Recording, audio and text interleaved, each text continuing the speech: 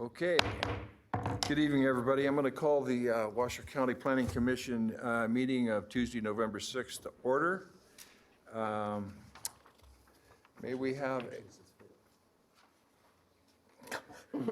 excuse me, the 5th.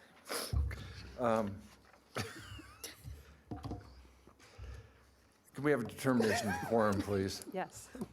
Larry Chesney, Present. Francine Donchik, Present. James Barnes. Here. Thomas Bruce. Here. Sarah Shavilchek. Present.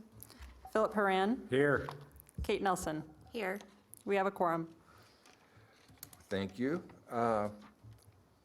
Commissioner Nelson, would you lead us in the pledge, please?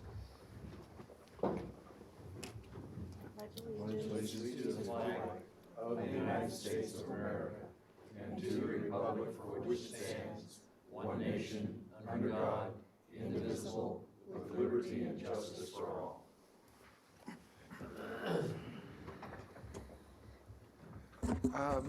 Mr. Edwards, our counsel, could you please give us the ethics law announcement? Commissioners are reminded that if with respect to any matter or any person coming before the commission today, 1, you have received a gift or loan. 2, you have a pecuniary interest. 3, you have a commitment in a private capacity, such as a family, employment, business, or similar relationship. Or 4, you provided representation or counseling before an agency to a person or entity for compensation within the last year on a matter being considered tonight. Then you must disclose that gift, loan, interest, commitment, or prior representation at the time the matter is being considered. And you must furthermore abstain from deliberation or voting on the matter if it is clear that the gift, loan, interest, commitment, or prior representation would materially affect the independence of judgment of a reasonable person. Commissioners are also reminded that under the Planning Commission rules, if you have had any contact outside this meeting with any persons interested in a matter coming before the Commission today, then you should disclose the nature of that contact at this meeting. Mr. Fallon, could you give us the appeal procedure, please? Certainly, Mr. Chairman. Most decisions rendered by the Planning Commission are appealable to the Board of County Commissioners.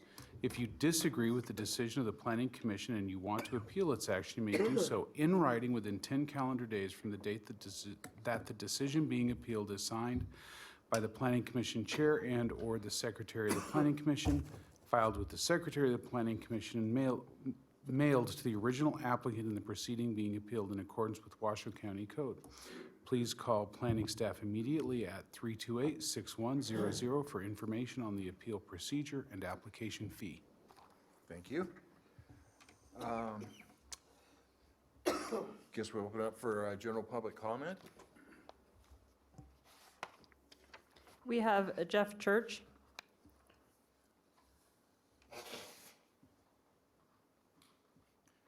Good evening, folks. Jeff Church. I run a website, renotaxrevolt.com. I was actually just at another meeting nearby, and I saw on your agenda you have a discussion about ozone and how Washoe County, as I'm sure he's going to discuss, is not meeting the air pollution ozone standards. So as I drove over here in my Chevy Volt, I thought I would take a few minutes of your time and talk about that agenda item. There were a number of items in the last legislature to penalize the owners of electric cars, like my Chevy Volt, American made. I want to point out that they claimed we're not paying our fair share because we don't pay the gas taxes like other people. Well, first of all, when I buy my Chevy Volt, I paid twice as much sales tax as I did for my Chevy Cruze. Because it's MSRP, it costs twice as much.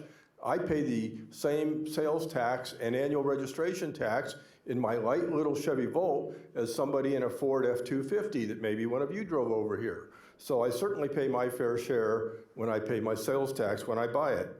My annual registration, twice as much as my Chevy Cruze because it's MSRP. Now what the government does with that money is their business, but don't tell me I don't pay my fair share.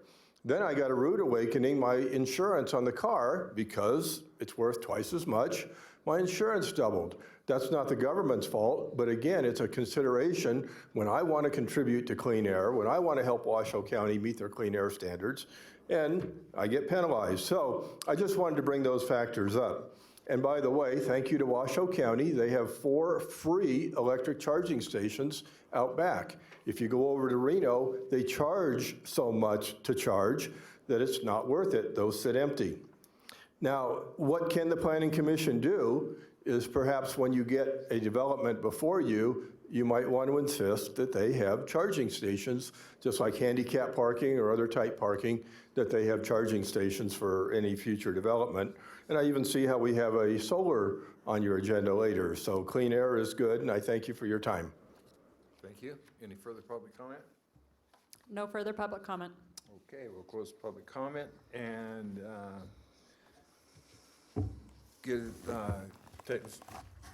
have a motion to approve the agenda. Motion to approve the agenda? Second. First by Commissioner Doncheck. Who was? Spillcheck. Sarah Spillcheck. Commissioner Spillcheck. All in favor? Aye. Okay, agenda's approved. Action to approve the October 1 minutes. Move to approve. I second. First by Commissioner Spillcheck, second by Commissioner Doncheck. All in favor? Aye. Move on to planning items. Item 8A. Mr. Phelan, you want to give us a description of that, please? Ozone advanced presentation, including background information about the ozone national ambient air quality standards, NAAQS, recent ozone trends and sources of ozone precursors, discussion on the ozone advanced program, how it relies on voluntary support, the April 12, 2016 BCC resolution supporting ozone advance, the connections between development proposals and air quality, and the implications of not meeting the NAAQS. Daniel Inouye, the Chief of Air Quality. Thank you. Good evening, Mr. Chair, members of the Commission. For the record, Daniel Inouye. I am Chief of the Planning Branch of the Air Quality Management Division of the Washoe County Health District. Appreciate the time and being able to get us on the agenda tonight. The Environmental Protection Agency establishes health-based air quality standards for 7 pollutants, including ozone. The current standard for ozone is 70 parts per billion. Our most recent air monitoring data indicates we are at 71 parts per billion. So we are violating the standard. We are at over 100% of the air quality standard for ozone. Looking at 2018, here is a month-by-month summary of the ozone pollution converted to air quality index level. So essentially everything above USG or worse than USG is an exceedance of the standard. So you can see that the ozone concentrations peak during the summertime. We would expect that because ozone is a summertime pollutant. Also tied in with this equation is the higher temperatures, which helps produce ozone as well. And it's also a period of high solar radiation or sunlight. Included with that is that this is when the vehicle miles traveled peaks during the year as well. So that combination leads this to be a summertime air pollutant, and again, concentrated during these summer months here. Looking at the ozone trend since 2006 through 2018, you can see that we've had a combination of things in play here. Is the ozone standard has been strengthened several times, and also we've gone through a strong economy, and actually that dip that you see there in the middle is tied in with the economy, and the increase toward the end is basically our recovery from the recession. So it's a classic curve. You can tie this in again with air pollution, specifically ozone. You can tie it in with the economy, vehicle miles traveled, and housing starts as well. So everything ties together as far as the ozone concentrations go. So how did we get to 100% or more of the air quality standard? Again, the Environmental Protection Agency strengthened the ozone standard in 1997, 2008, and 2015. We saw some strong economic recovery from the recession from 2011 to today. That includes increases in population, employment, vehicle miles traveled, and tied in with that is ozone. And in 2016, the Washoe County Health District participated in the Environmental Protection Agency's Ozone Advance Program. And in 2016, we got some broad support across the different jurisdictions for support of ozone advance. So here's a quick primer on what ozone is. It's a combination of nitrogen oxides, volatile organic compounds, and sunlight. On the NAAQS side of things, you can see that transportation is the largest category by far. The on-road mobile is cars and trucks. The off-road includes construction equipment, but it also includes things like trains and aircraft as well. But by far, the largest category of ozone precursors is transportation related. So the health district's approach to meeting the air quality standard for ozone is to incorporate ozone advance goals into region-wide plans, local plans, and other plans. We were able to get some elements into the 2019 regional plan update that indirectly or really directly tie in with vehicles mile traveled, and most of that is with concentrating growth in the urban areas along the transit corridors. Our approach also included top-down support from the local jurisdictions, and also the goals target technology such as zero-emission vehicles like electric vehicles, behavior such as choosing to carpool and taking transit as an alternative, and the built environment, because land use patterns inform determines our transportation choices. So Ozone Advance has 5 goals. The first goal is to reduce the impacts from on-road motor vehicles, and that's by reducing trips and vehicle miles traveled, and also by reducing the tailpipe emissions. So when you look at the impacts related to traffic, from an air quality point of view, it's the emissions and not level of service that is the key connection to ozone concentrations. The second goal in our Ozone Advance program is to reduce impacts from off-road motor vehicles. Again, that includes construction equipment and ground support equipment at the airport as well. The third goal is to reduce the impacts from urban heat island. The fourth goal is to increase efficiency of buildings. And the fifth goal is to educate and empower champions such as the Planning Commission to make good decisions for a healthy community. So with the top-down support in 2016, as I mentioned, we went out to the local and regional jurisdictions to get their support for Ozone Advance.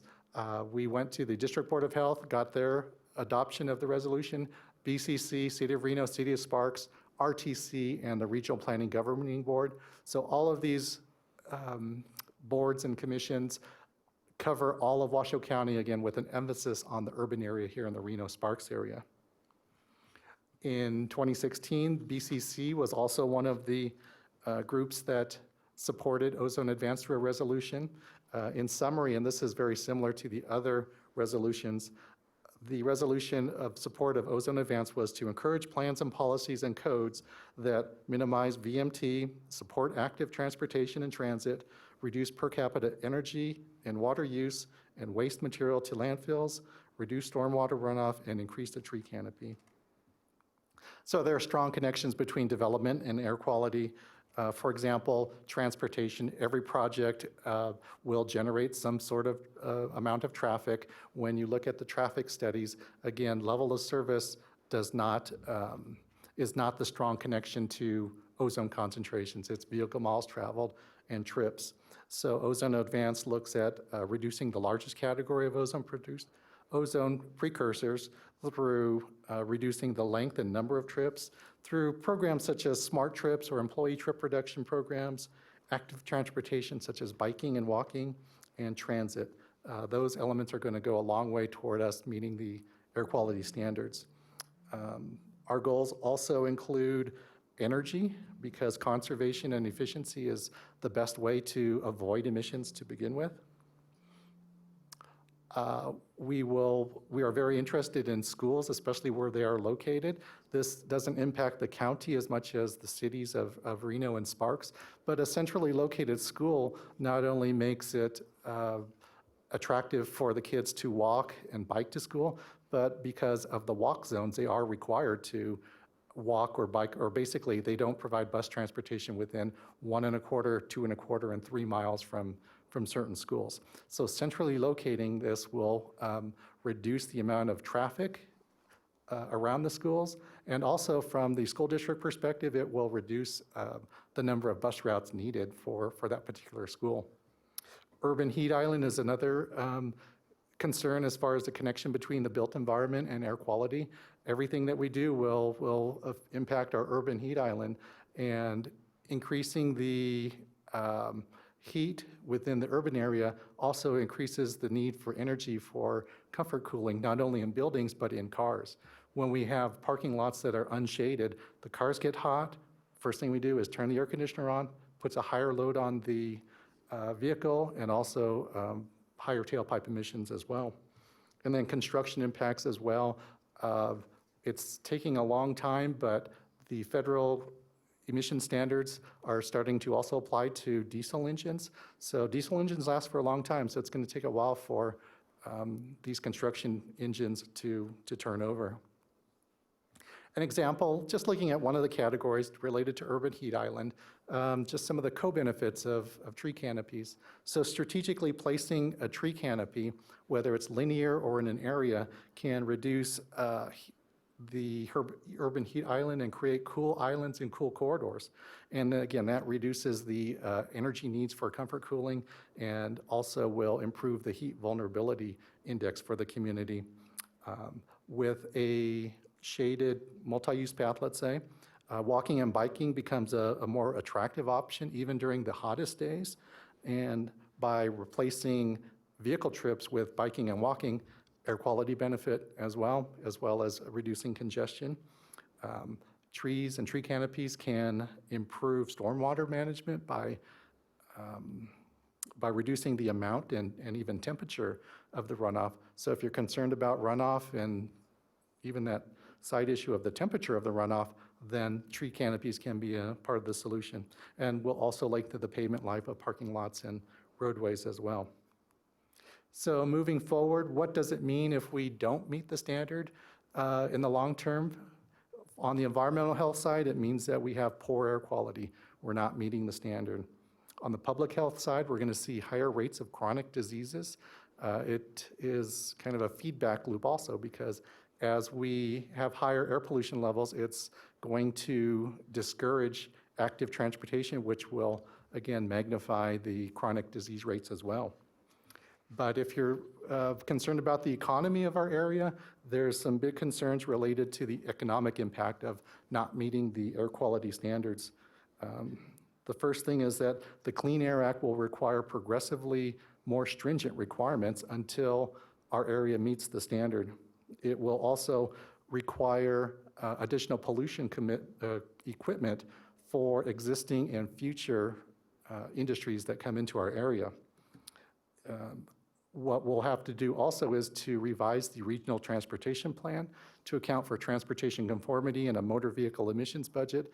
Bottom line on that is essentially there'll be fewer vehicle miles traveled allowed within the RTP. Emission offsets is a possibility, up to 1.5 to 1. And if we continue to not meet the standard, then we could lose federal highway dollars as well.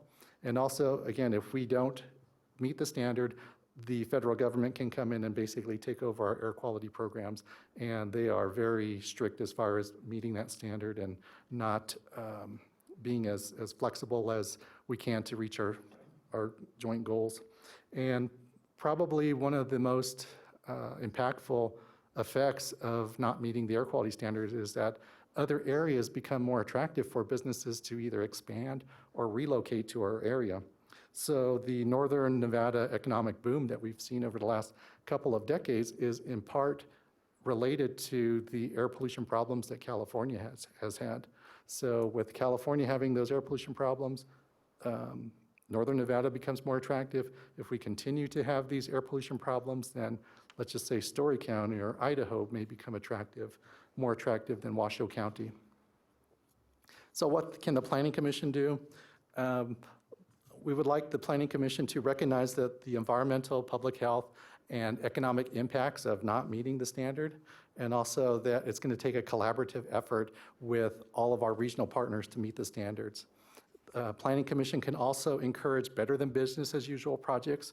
I want to make clear that you can encourage, but you can't require, because all that required is for these projects are to meet minimum code or minimum standards. So you can encourage better than business as usual requirements, but you cannot require that.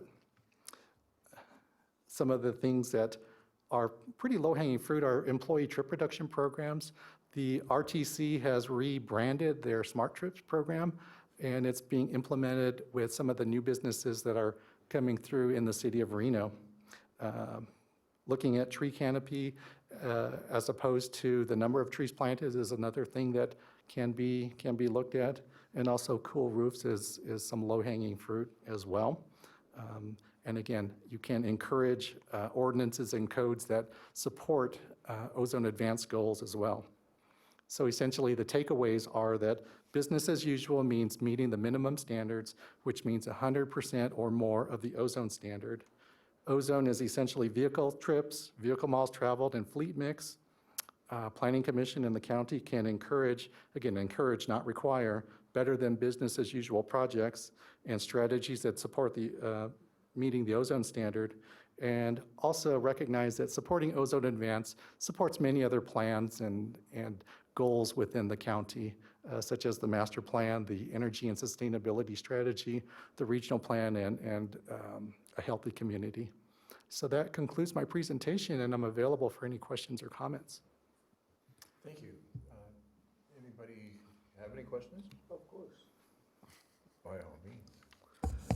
When you measure ozone quality, you know, is that spread out throughout the whole county, or is it one place, two places, three places? Right, so we have an air monitoring network for ozone and other pollutants as well that meet EPA, or actually Code of Federal Regulation requirements. So they have very specific siting requirements based on population and even trip counts on the road.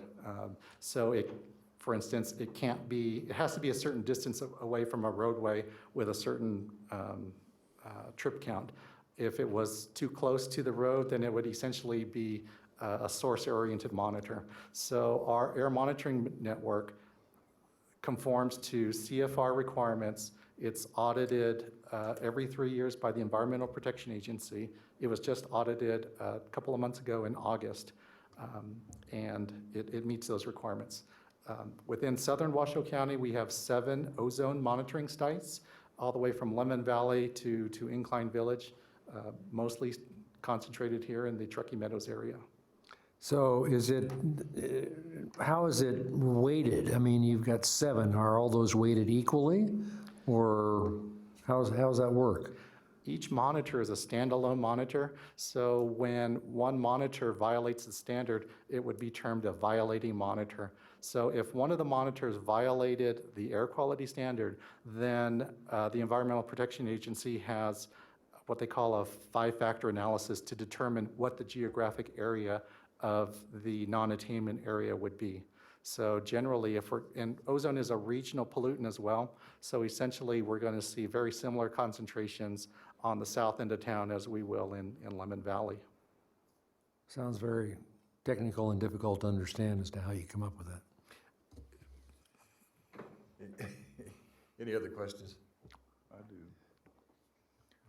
Yeah, I was wondering to what extent the propensity for weather inversions in Washoe County in comparison to the rest of the country has to do with figuring this out. It seems to me that I know that in Michigan, there's many fewer weather inversions than there are here in Washoe County, and it traps the ozone and holds it, whereas places that like Illinois and Iowa, et cetera, that are wide, flat areas, the wind blows it away. So how does that impact us, and how is our rating adjusted to take that into account?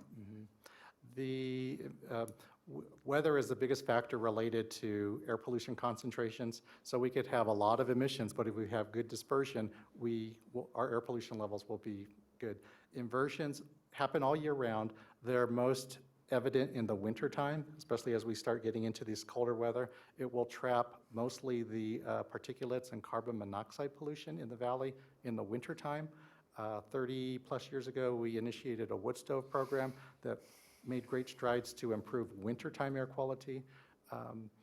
Rolling back to what ozone is, it's a summertime pollutant. The inversions are not as strong, and it does, again, we do have our homegrown pollution, and the inversions do kick in, but they're not as strong as they are in the summertime, or excuse me, in the wintertime. I'm not sure if I answered your question. Well, my question really had to do with Oh, okay. the frequency of inversions here is greater than it is in many, many, many other states that are wider and flatter. They don't have the valleys, the steep mountains and the deep valleys to trap ozone and other pollutants. Yeah, so the National Ambient Air Quality Standards apply to every area throughout the country, regardless of terrain, weather conditions. So everybody in Michigan, Illinois has the same air quality standards that we do. Our inversions, because of the mountains, that is some of our local issues that we have to account for. When we calculate the design value that you see here on this chart, it's I'll give you the explanation on how it's calculated. It's, you look at the fourth high for every year, and you take the 3-year average of that. So it does do some smoothing as far as having, basically you get a couple of mulligans every year. That's what the air quality standard is across the country, how it's calculated for ozone. The inversions are part of our local climate. They're part of other local climates, and regardless of that, we have to have our air quality programs to accommodate our local geography as well. So we don't get any leniency because of our geography and topography. Well, as long as we keep adding people, it's going to get worse. Thank you. Any other questions? Yes, Chair Chesney. In terms of if developers or organizations are going after LEED certification on their building plan, does that include tree canopies and cool roofs? I believe those elements, you can get points for those elements. So that is some features that can add toward the LEED points as well. When we look at air pollution, it's the indirect sources that are going to be the big component of this. So we could have a net zero building, but if it's in a location where everybody has to drive, then that kind of counterbalances the benefits of the net zero building. So location, location, location. Okay, thank you. Thank you. Any more questions? Okay, do we have any public comment on this? It's just an informational presentation. Yeah, we published. it's not a public comment item. Okay, great. Thank you very much. Thank you. Okay, we're going to open up public hearings. The abandonment case, WAB 19-001, abandonment, Mr. Fallon. Very good. Abandonment case number WAB 19-0001. This is the Jalisco's abandonment.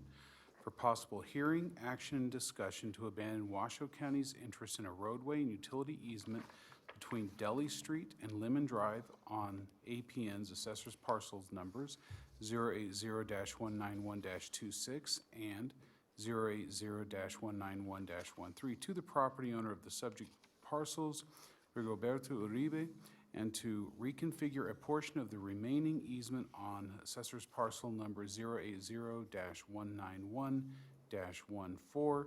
And we have Sophia Kirschenman for our presentation this evening. Thank you. Before you start, do we have any disclosures from any of the commissioners on ethics or ex parte communications? Okay, thank you. Go ahead. Thank you. Thank you. Sophia Kirschenman, Washoe County Planning for the record. Good evening, commissioners and staff. So this item is the Jalisco's abandonment. The easement that we will be discussing is located between Deli Street and Lemon Drive in Lemon Valley. And as was stated, this is a request to abandon Washoe County's interest in the portions of a roadway and utility easement on 2 of the applicant's properties, and then to reconfigure a portion of the remaining easement on the applicant's 3rd property into a bulb or a semicircle shape. So the existing easement configuration is pictured here on the left, while the proposed easement alignment is pictured on the right. The portions of the easement shown in light blue are the portions on the applicant's properties, and those are the portions that would be subject to change as a result of this abandonment, while the portions shown in sort of the dark blue or purple are the portions that would not change, and those are the portions of the easement located on adjacent property owners' parcels. Upon visiting the site, staff has concluded that this roadway and utility easement has not likely been used for those purposes in the past. It does appear to be used as a shared parking area for the property owners to the north and south at present. Staff has also concluded that it's unlikely that it would be used for roadway or utility purposes in the future, as existing street cuts and utility lines are not in alignment with this easement. Of the applicant's 3 parcels, that which is adjacent to Lemon Drive is currently developed with a restaurant, parking area, and fence, and the applicant does desire to expand that restaurant and parking area. So they have recently submitted a reversion to acreage application, and that would combine those bottom 2 parcels, and they've also submitted a building permit application, and that is to expand the restaurant and the parking area. Condition of approval 2B does require that that reversion to acreage map be recorded with the Washoe County Recorder prior to recordation of the abandonment. And this is basically just to ensure sufficient access to all parcels. So I'm going to go back really quick just to demonstrate or illustrate here. You can see that that bottom left-hand corner parcel, if we were to abandon this easement, it would no longer be accessible. There would be no viable access options. However, if those 2 parcels were to be combined, as is proposed through this reversion to acreage application, then that one larger parcel would be accessible, continue to be accessible via Lemon Drive. It's kind of an important point there. I did want to note that this proposed easement configuration was determined based on input from our engineering division and fire department. And upon conducting the site visit, staff did realize that some illegal grading has occurred on 2 of 3 of the applicant's properties. So condition of approval 1D would require them to come into conformance with all applicable grading standards. Notice was sent to the 8 property owners abutting the easement, and no comments were received, and this item is not required to be heard at a CAB meeting. Those agencies which reviewed this application and submitted comments did submit comments and conditions in support of approval. And staff was able to make the required findings. And staff is recommending approval of the abandonment. This concludes staff presentation, and I am available for any questions. Any questions? Can you expand on what brought about the illegal grading? You know, I think that they were just eager to get started on the improvements to expanding the restaurant and parking area. Maybe there was some confusion about what the requirements were, but I'm not entirely sure what brought that on. Thank you. You're welcome. Any other questions? Okay, is there an applicant presentation? Do we need? No applicant presentation. Okay. Then I'll open it up to public comment. Any public comment? No public comment. Thank you. Any further questions by the commissioners of staff or? Commissioner Horan. Well, just a comment about, we've had issues of grading problems historically. And, we just forgive and forget. That was a question. To who? Well, my fellow members. You talking to the wind or what? I'm talking to my fellow commissioners.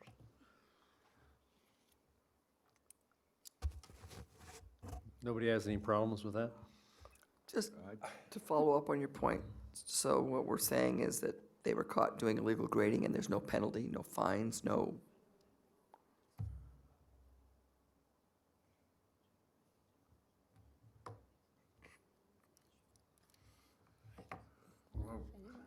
We have a consultation going on over here. Mr. Chair, while we're waiting for that, I believe that because what's before us is an abandonment case We and can't not an bring issue that of up. grading. it's not part of what we can bring. That's not part of what's So that we can do under a what's follow-up. agendized. That'd be I guess I was just either a pontificating. Conditional use permit or something like that. And looking at the photographs, it looks like somebody tore up some asphalt and stacked it up. So is that worth beating them to death for? No. Okay. Thank you Then- for pointing that out. Yeah, no problem. I believe Mr. Pelham does have a response at this point. Oh, Mr. If I may, Mr. Chairman, again, Roger Pelham with Washoe County Planning. Under certain circumstances, like in this case, we can require that the applicant come into conformance. We have done that on many other occasions. I hear your frustration. I share that frustration in many cases when it comes to illegal grading. It's a very difficult topic to address. But in some cases, for example, the lakes at Lemon Drive, the applicant was required to put all the rocks back up on the hillside, and that was done under the supervision of a landscape architect. And so stringent conditions of approval can be put in place to mitigate some of those impacts, but it's never a pleasant situation. I will absolutely agree with you. Thank you. And I'll add too that the special use permit in that one, retroactive, was denied.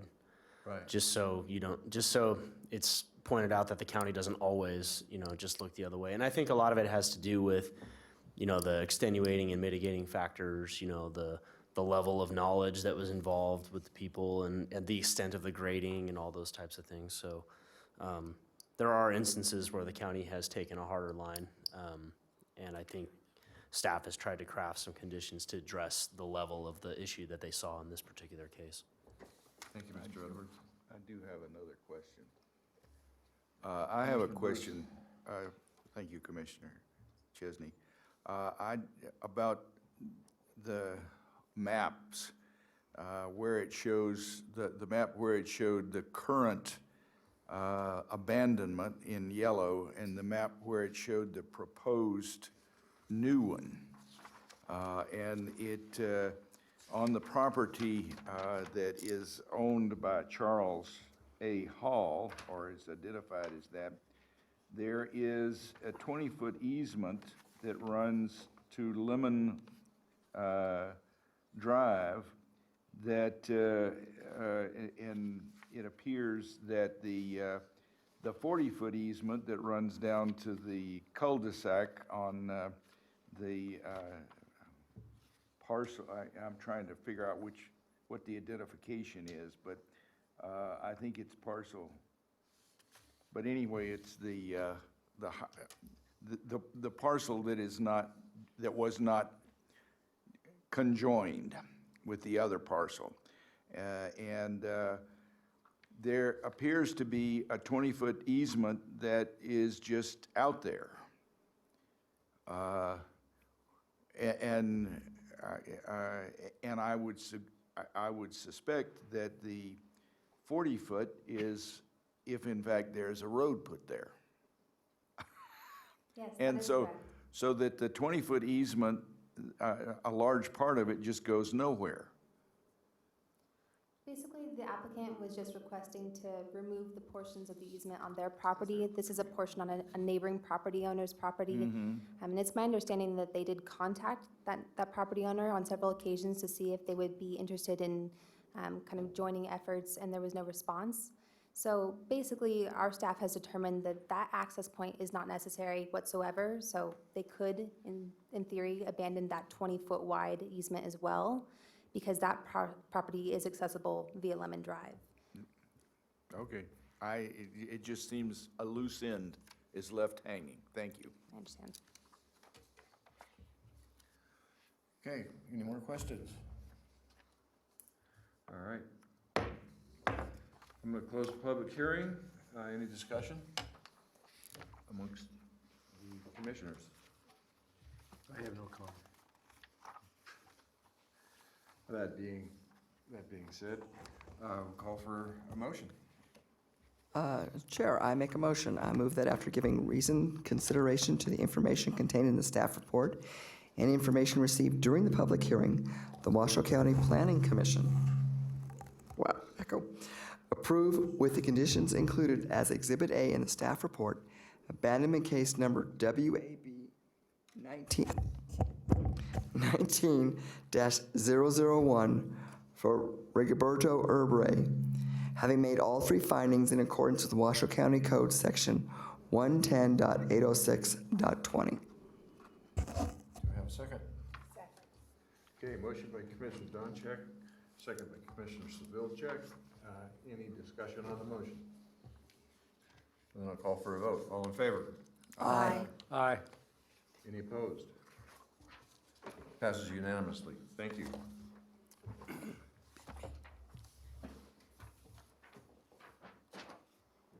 Okay, next on the agenda, item 9B, amendment of conditions case number WAC 19004 Dodge Flat Solar for amendment of special use permit WSUP 17-0021. And Mr. Chairman, I will read the description from here and then sprint to the podium if you don't mind. This is the fun part. Yeah. So for possible action, hearing and discussion to approve an amendment of special use permit WSUP 17-0021, which permitted a 200 megawatt solar energy center with associated grading. The project site consists of 4 parcels totaling approximately 1,616 acres and is classified as renewable energy production industrial use type. Approximately 1,200 acres was approved in June of 2018 to be developed to include a photovoltaic solar field, substation, switchyard, 200 megawatt energy storage system, and ancillary facilities, including 2 90-foot tall private communication antennas. The project was approved to connect to an existing 345 kilovolt transmission line that crosses the subject property. Proposed grading included approximately 307,000 cubic yards of cut, approximately 264,000 cubic yards of fill, and disturbing an area of approximately 1,200 acres in size. The approval also varied all parking and landscaping standards by waiving them. The applicant now seeks amendments to include 1, expansion of the substation switchyard to meet recent direction from NV Energy, addition of Connex boxes, also known as cargo containers, for material storage. 3, addition of a southern auxiliary access route. 4, a parcel map application to convey the switch station parcel to NV Energy in the future. 5, additional property access road. 6, extension of construction period from 12 to 16 months. 7, connection to a second source of electricity for power backup. 8, connection to a second source of electricity for power during construction. And 9, extension of the special use permit deadline from October of 2019 to November 1, 2022. And making the presentation for Washoe County Planning will be Senior Planner Roger Pelham. Thank you. Paul, Roger's doing the sprint. Do we have any disclosures by commissioners, either ethics or ex parte? None. Note that there are none.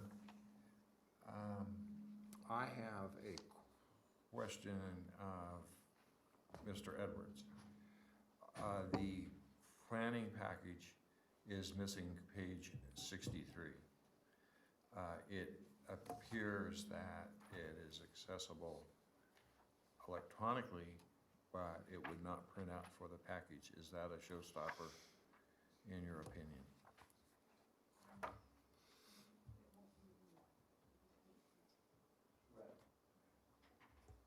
But it's on the website? Okay. And we don't have a copy, nobody has a copy. I mean, I'm taking it the planning commissioners themselves do not have a copy of that, right? I have Right. it electronically. Okay, did you pull it off the site? Is that what happened? Commissioner Nelson did. Yes. Yeah. Okay. She could pull it up, but it could only be viewed visually and I've tried to pull it up, and I can't view it, period. Right. So the Chapter 241 rule in the NRS requires that supporting material that is provided to the public body has to be made available to the public at that same time. It sounds actually like it has not been provided to the public body at any different level than it has been provided to the general public by means of the website where it is available to anyone that wants to go and look. I've heard so far that one of the planning commissioners went on there and looked, one was unable to. I don't think this is some sort of issue that derails this or prevents it from going forward. It sounds like a technical type flaw or oversight, and it is available on the website. If there is, it sounded like Commissioner Nelson has a copy here. Maybe one of our clerk staff to my right up here could grab that and put a copy at the back of the room, and that way it's at least available for anybody present who wishes to see it from the public here tonight. Is that possible? I believe that Commissioner Nelson's copy is digital. Yeah, it's on my iPad. Oh, okay. I misunderstood. I thought you had a copy printed with you I'm sorry. here. Okay. No, then there is no copy. Then there is no copy here that's available to either all of the commissioners in printed form or the public. Again, it just sounds like a technical oversight, and I don't think it prohibits you or prevents you from going forward. So, Thank you. yep. Mr. Phelan. Good evening, Mr. Chairman. Again, for the record, Roger Pelham with Washoe County Planning. This amendment of conditions case is somewhat unique in that it encompasses a number of relatively minor changes. Any one of these changes in and of itself would probably have not risen to the level of requiring an amendment of conditions. These would have probably been able to be determined to be within substantial conformance, perhaps with the exception of the extension of time. Those changes have been described, but again, we're expanding the size of the switchyard and the plot of land that it's going to be on, and that's going to be transferred to NV Energy, again, based on their request. The Connex boxes, are what we all know as cargo containers, are something that is sort of normal and ancillary, but again, weren't shown on the original set of plans. An additional access route to the south, primarily so that because this project is located near Wadsworth, perhaps those times a year during Burning Man, when that road is particularly busy, this gives them a different route to keep that construction traffic from interfering with perhaps the other types of traffic on that road. Again, the extension of time from 12 to 16 months, we could have probably, determined that in and of itself would have been in substantial conformance. Adding additional sources of power is really just getting into the method by which this project is going to be constructed. The extension of the special use permit to 22 does in fact require this hearing. But again, all of these things together sort of rise to that level. Without going into excruciating detail into each one of these requests are discussed within the staff report. Again, individually, none of these are substantive. At this time, approximately 20% of the project has been built, and this is really to go forward with the remaining 80%. There's really very little in the way of analysis from the part of staff with this one. I can make certainly the findings of approval as this has been previously approved, again, without particularly substantial changes. This was reviewed by the East Truckee Canyon Citizen Advisory Board last month, who recommended approval, again, with very little discussion. We have included standard conditions of approval. They've been updated to reflect this new information. Nothing unique or unusual has been included. And with that, the special use permit findings are included here. Now note, these do not include the additional required findings for the administrative permit or for the or the communications towers that were included with the original special use permit. Those aspects of the project remain unchanged. So these are the only findings of fact. I keep wanting to say conditions, I apologize. The only findings of fact that are relevant to the action being taken this evening. With that, you have a possible motion in your staff report. I'm available to address any questions. I know that this has been relatively quick, but again, each one of these individually is relatively minor. With that, I'm available for any questions or comments you might have. Have any questions of Mr. Foley? Mr. Chair, before you have any questions, I've spoken with Commissioner Nelson and with clerk staff. We're trying to get a copy of the missing page 63 for Mr. Pelham to put on the overhead so that it can be viewed by you and by anybody in the audience as well. Doing the best we can, I guess, is the point. Okay. And, Mr. Chair? Commissioners? Yes, when I downloaded this today, prior to coming here today, I have it in hard copy, not an electronic, a digital copy. Okay. There it is.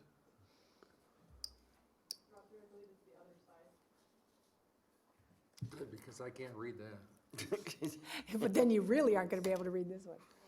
No, that, we have a copy of that. It is the other one. It is the other side. That's in there. You're just going to now you're going to flip it one more time. Okay, nobody get dizzy here. Oh, and I can't read the full print, but oh well. And Roger, maybe you can give a little summary of what we're looking at there. Yes, this drawing is labeled the updated substation and switchyard layout. And it shows a number of pieces of electrical equipment that are sort of a mystery to me. But we do have the applicant's representatives here if anyone has any technical questions for them. This would be drawing number.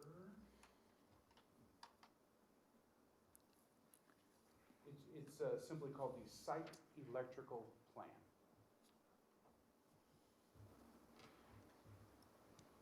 And so I would ask that on this drawing, is there anything of relevance to the changes that we're taking into consideration tonight?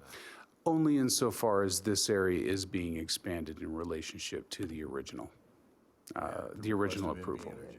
Yes. Right, okay. So, anybody have any comment? Was the CAB provided a copy of that in their presentation? They received the complete application packet, yes. It was printed out.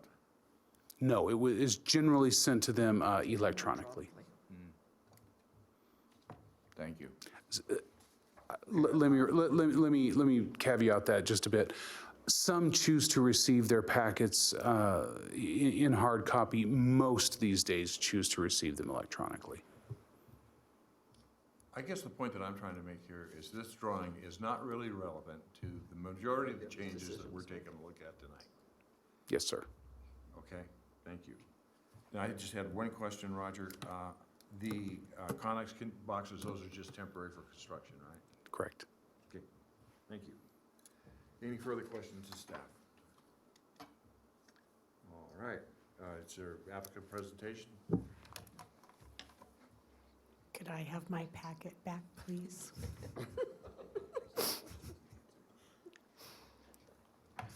I see a lot of heads shaking no unless you have particular questions for the applicant.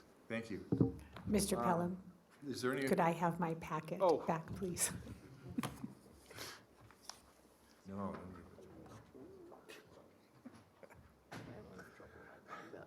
Is there any public comment? Do we have any public comment? No public comment. Seeing as there's no public comment, we've already talked about commission questions to the staff. So if there's no further questions, I'm going to close the public hearing, bring it back to the commission for discussion. Mr. Chair, Commissioner Savilicek. I am prepared to make a motion. Save my voice. By all Provided means. there's no Okay. other, Discussion. Before a motion's made, just for the record, the document, since we had it in print form from Commissioner Cvilcek, is being copied and placed at the back of the room for anybody wishing to see it, in addition to the fact that it was put up on the overhead on the screens for the audience to view as well. Thank you for that clarification from Mr. Edwards. So we have a motion. Amendment of conditions case number WAC 19-0004 Dodge Flat Solar. I move, after giving reasoned consideration to the information contained in the staff report and information received during the public hearing, the Washoe County Planning Commission provisionally approve with the conditions included in Exhibit A to this matter, special use permit case number WSUP 17-0021 for Dodge Flat Solar LLC, having made all findings in accordance with the Washoe County Code Section 110.810.30. Do we have a second? I second that motion. Okay, we have a motion by Commissioner Cvilcek and a second by Commissioner Donchak. Is there any discussion on the motion? I have something to talk about. Mr. Edwards? I did not plan to be on the microphone this much tonight, but I have a question. So having heard the motion that was read from the staff report, I heard an important word or a potentially important word in there, and that was, the motion was to provisionally approve this amendment. As I understand it, the action tonight is to approve this amendment. Provisional sounds like Yeah, that caught me it's off not a guard, full too. approval. I just want to clarify what this means, and if the motioner and the seconder wish to amend, and I see Mr. Pelham at the podium, so he can shed some light on that.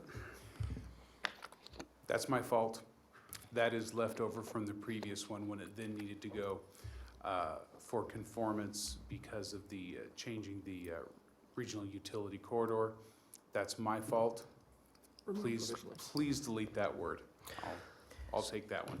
So, Mr. Edwards, and through the chair, I will amend my motion to remove the word provisional. Good, and the good news is that the agenda item is written for actual approval, not provisional approval, and so it's within your agenda power tonight to do that. And I amend my second to remove provisionally. Okay, we have an amended motion by Commissioner Cvilcek and an amended second by Commissioner Donchak. Any discussion? Then I'm going to call for a vote. All in favor? Aye. All opposed? Nay.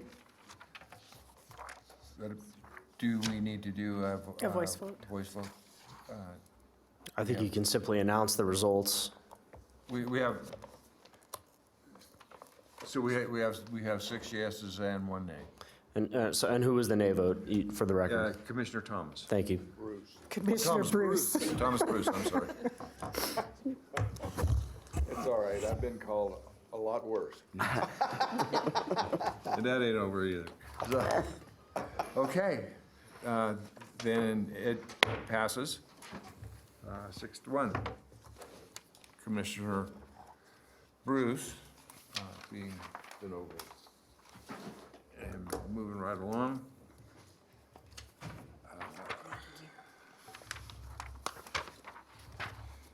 Want to talk about thank you. Item C, Master Plan Amendment Case Number WMPA 19005, Continuum of Care Facility, Spanish Springs area. Thank you.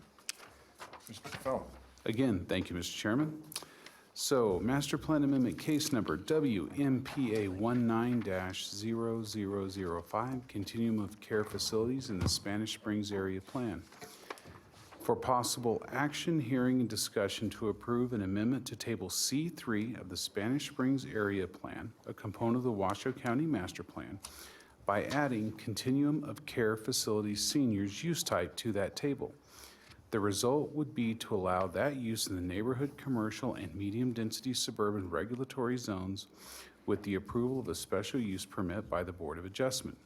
The Continuum of Care Facilities Seniors use type is a commercial use type that involves the provision of housing, activities, and health services by establishments in order to allow older individuals to age in place.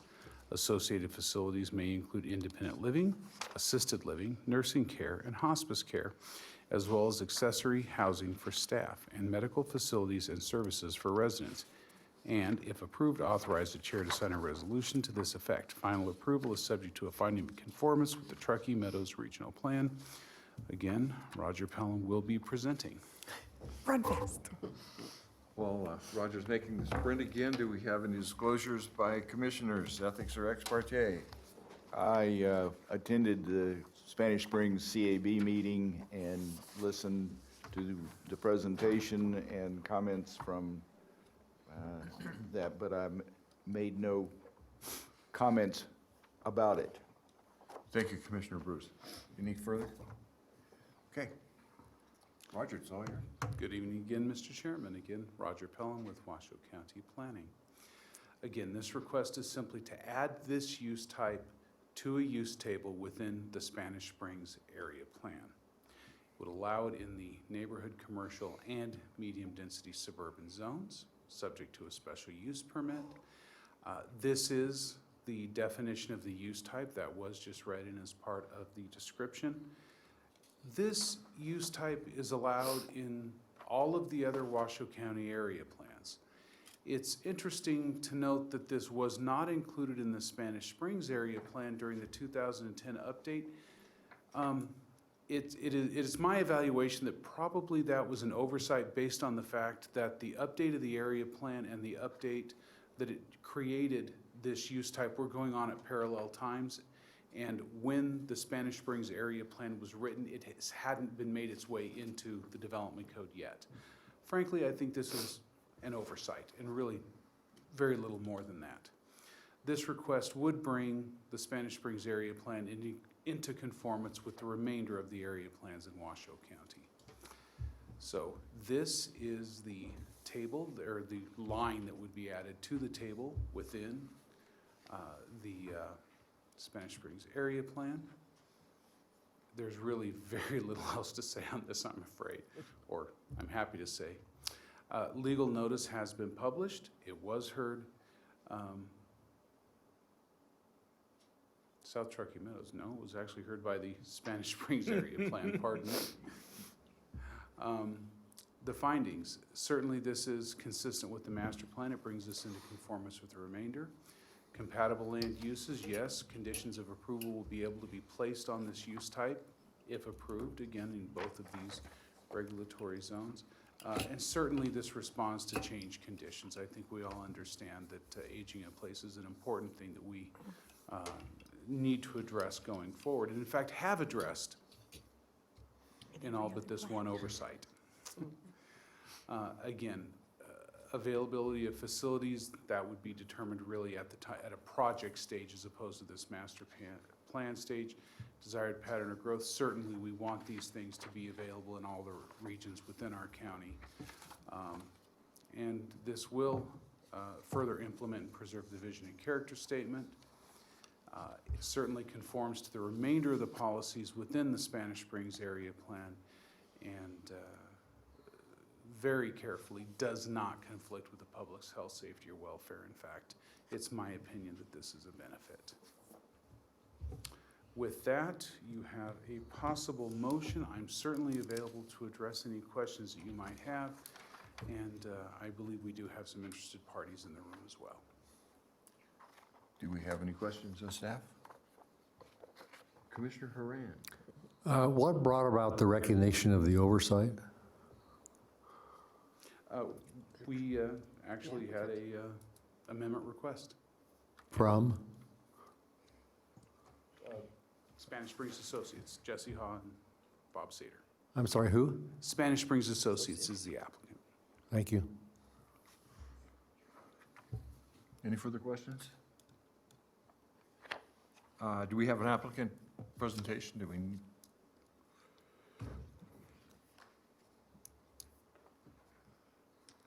Mr. Chairman, members of the Commission, Robert Sater. I represent the applicant. Jesse Haw is the president and general partner is here. We have no presentation. We agree with the staff report. we saw this as an oversight that all the other plans had that was not present in Spanish Springs, so we brought it to the attention of the commission. Great, thank you. Okay, I'm gonna, Can I ask another question? sure. Commissioner Hearn. Is there going to be an application to open up a facility such as this? Is this what's going to follow up? I mean, this is really an application by the county. I mean, you're supporting it, obviously. This is actually an application by Spanish Springs Associates Limited Partnership as a property owner in Spanish Springs. The staff supports it, but it's a private application. The answer to your question is we don't have a specific project. We consider continuum of care a possibility for the various land uses in Spanish Springs, including the possibility of neighborhood commercial. If we do come up with a project, we'll be coming back for a special use permit on that, assuming that we get all the way through the process here with regional and you and the county commission. Thank you. That was also mentioned in the staff report, by the way. Excuse me, Commissioner Bruce. Is my recollection very far off? Is not the parcel that you own adjacent or across the way from an existing parcel that is not quite as elaborate as this continuing care amendment supports? Yes, the Cascades Senior Living, Assisted Living Project is in this neighborhood commercial. We sold that land to the developer for that. It really is a very good example of a continuum of care facility. It has independent living, it has Alzheimer's care, and the various additional supportive services that are described in continuum of care. So there is already a very good example right there in that neighborhood of such a use. Thank you. Thank you. Any other questions? Okay, thank you. Any public comment? No public comment. Seeing there's no public comment, I'm gonna close the public hearing and bring it back to the commission. Any discussion within the commission? Mr. Chair.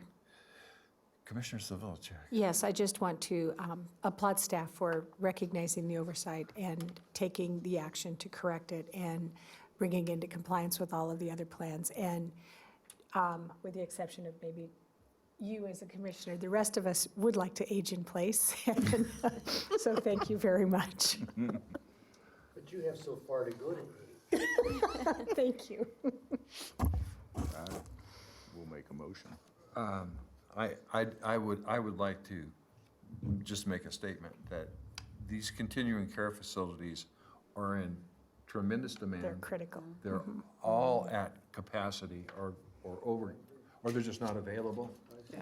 And the recognition of this oversight and I applaud the applicant for bringing this to our attention, because as some of us gracefully age, there may be the necessity for us to use these type of facilities, and I'd like to have them available at the time when I have to, no, I won't go there, but when I have to commit you. And so I just wanted to put that on the record. So, Mr. Chair, before we proceed, yeah, I just want to make clear, I don't object to this at all. I think that it's important that in the public hearing that we recognize the whole process and what's behind the application, et cetera. I certainly support the application and the applicant, and like you, I would like the age in place as well, so. Thank you. Commissioner Hearn. Are there no further discussion? I'm going to call for a motion. Commissioner Bruce. Commissioner Bruce. I move that after giving reasoned consideration to the information contained in the staff report and information received during the public hearing, the Washoe County Planning Commission adopt the resolution contained at Exhibit A of the staff report to amend the master plan as set forth in Master Plan Amendment Case Number WMPA 19-0005. I have made the following 5 findings in accordance with Washoe County Code Section 110.820.15, parent D, close parent, and the following 3 findings in accordance with the Spanish Springs Area Plan. I further move to certify the resolution and the proposed master plan amendment in WMPA 19-0005 as set forth in this staff report for a submission to the Washoe County Board of County Commissioners and authorize the chair to sign the resolution on behalf of the Planning Commission. Second. Okay, we have a motion by, by Commissioner Bruce and a second by Commissioner Haran. Any discussion on the motion? All in favor? Aye. Any opposed? Passes unanimously. Thank you. Thank you. Oh, where am I? Let's see.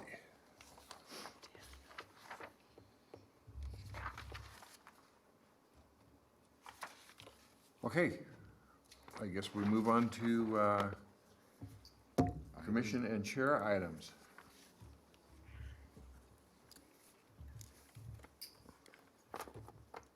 Did I leave out public comment on it?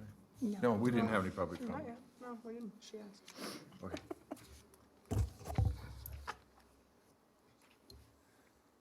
Any chair commissioner announcements? Agenda. Okay, any future agenda items? There being none, we'll move on. Request for information from staff. I have a request for a couple of things, if they're possible. Is there or could we create a flow chart for the process to revise the area plans now that the regional plan is updated? We're going to start doing the area plans, and I just wondered if there is a process or a flow chart of what sequence and what takes place in public hearings and meetings and that kind of stuff. And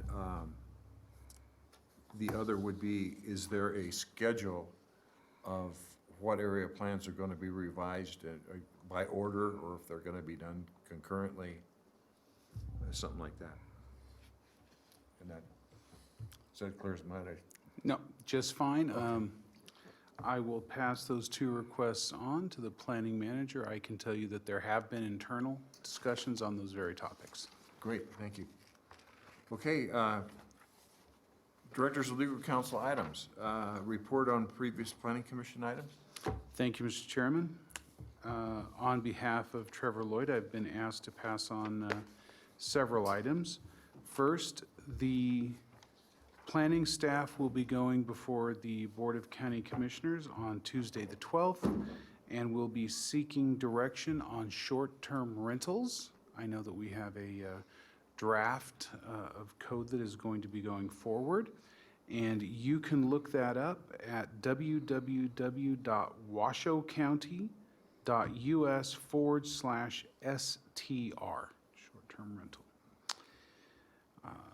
The next item, the Board of County Commissioners and the Reno City Council met this morning and amended the Reno-Stead Corridor Joint Plan. You all had evaluated the Buck Drive Master Plan Amendment and zone change from medium-density suburban to general commercial.